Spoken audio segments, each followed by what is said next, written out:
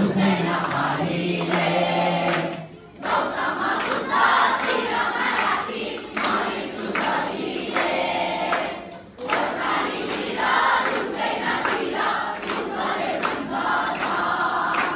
नेपाली हामी सबैमा हामी कतिले भन्दछ नेपाली हामी सबैमा हामी कतिले भन्दछ।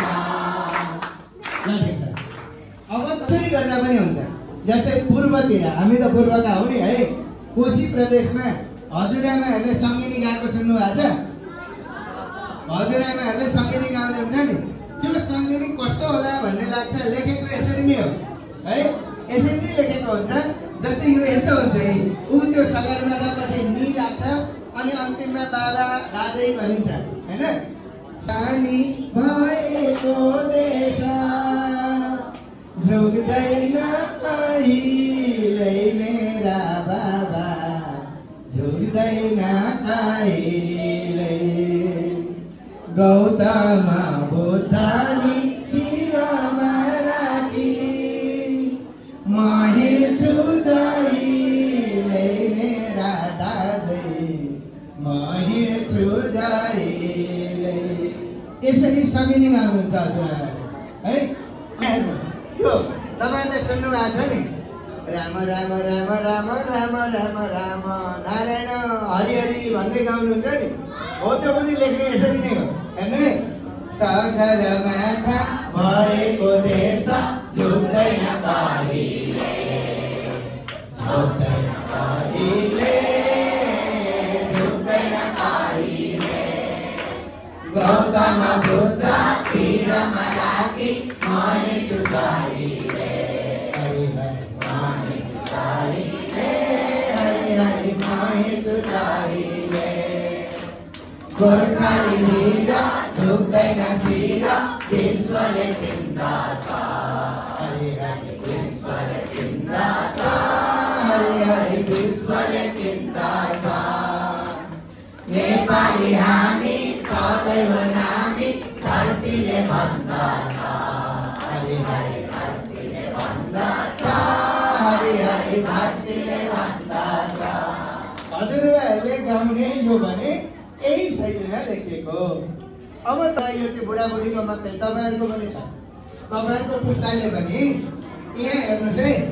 झुक्दैन कहिले साथी झुक्दैन कहिले सगरमाथा भएको देश झुक्दैन कहिले सगरमाथा भएको देश झुक्दैन कहिले। गौतम बुद्ध शिरमा राखी म हिँड्छु जहिले गोर्खाली वीर झुक्दैन शिर विश्वले चिन्दछ। नेपाली हामी सदैव नामी धरतीले भन्दछ नेपाली हामी सदैव नामी धरतीले भन्दछ। हेर्नु त यी गीतहरू कसरी लेखेका रहेछन्। विराटनगर 5 स्थित एभरेज सेकेन्डरी स्कुलमा 2 दिवसीय कविता लेखन तथा वाचन कार्यशाला सम्पन्न भएको छ। बिहिबार र शुक्रबार सञ्चालन भएको कार्यशालामा साहित्यमा रुचि राख्ने कक्षा 6 देखि 9 सम्मका करिब 200 विद्यार्थीले सहभागिता जनाएका थिए। कार्यशालालाई प्राध्यापक डाक्टर देवी नेपालले सहजीकरण गर्नुभएको थियो। कार्यशालामा विद्यार्थीहरूले आफै कविताको सृजना गर्नेदेखि लिएर विभिन्न भाकामा वाचन गर्ने अभ्यास गरेका छन्। विभिन्न छन्द र लयमा विद्यार्थीहरूले कविता वाचन गर्ने क्षमता विकास भएकोमा खुसी समेत व्यक्त गरेका छन्। हामीले 2 दिनको कार्यशालाबाट धेरै कुरा सिक्न पाएको भन्दै कक्षा 9 का छात्र राज भण्डारीले भन्नुभयो, यो कार्यशालाले वाचन गर्ने आत्मबल समेत बढाएको छ। विद्यार्थीको सर्वाङ्गीण विकासका निम्ति विभिन्न क्रियाकलाप गर्दै आएको एभरेस्टले साहित्यतर्फमा प्रतिभाहरूको पहिचान र क्षमता अभिवृद्धिको लागि यो कार्यशाला सञ्चालन गरेको जनाएको छ। विद्यालयका प्राचार्य टीकाराम पुरीले अन्य विधा जस्तै साहित्यिक विधा पनि उत्तिकै ओजपूर्ण रहेको बताउनुभयो। उहाँले भन्नुभयो, साहित्यका माध्यमबाट समेत धेरै कुरा व्यक्त गर्ने प्रचलन छ, यो एउटा संस्कृति पनि हो। कार्यशालाको सहजीकरण गर्नुभएका प्राध्यापक डाक्टर देवी नेपालले समेत एभरेस्ट स्कुलले साहित्यको क्षेत्रलाई दिएको महत्त्वको प्रशंसा गर्नुभयो। उहाँले भन्नुभयो, जसरी विद्यालयले साहित्यिक क्षेत्रलाई महत्त्व दिएको छ, विद्यार्थीहरू पनि उत्तिकै क्षमतावान रहेको पाए।